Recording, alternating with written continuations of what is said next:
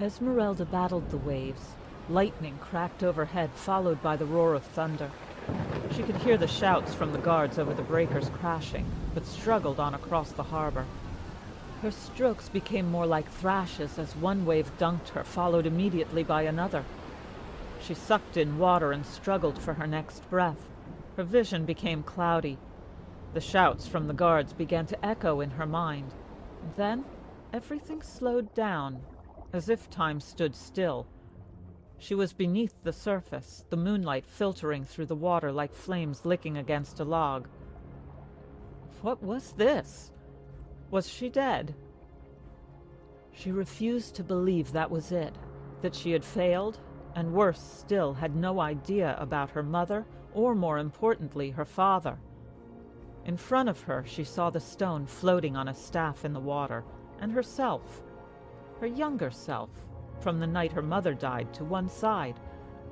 Opposite, she saw another young Canid, but her fur was different, almost like she was a mixed breed.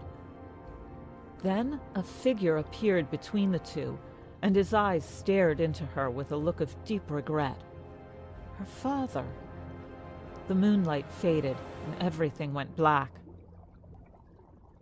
Esmeralda, not today, my pup. Wake up. Wake up and take my hand. Her eyes shot open. She was drowning. She was beneath the surface. With one last desperate thrash, her hand connected with a branch. She pulled as hard as she could and broke the surface. Another breaker pounded over her head, washing her back off the log. She toppled, spearing her leg on a broken branch. She had to right herself, had to keep afloat. Through the waves, her stinging eyes and the pain in her leg, she heaved herself onto the log.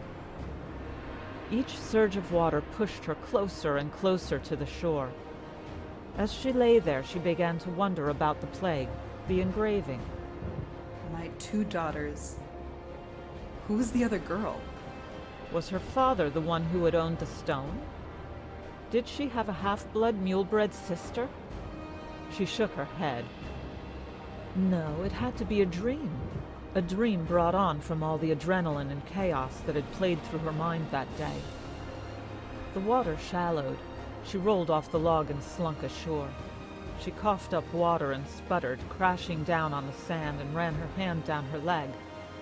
Her calf was tender, warm, and sticky, mixed with the wetness of her fur. This was the least of her worries.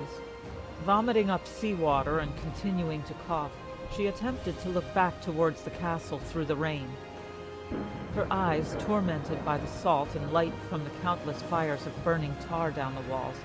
She had to look away. It hurt to focus.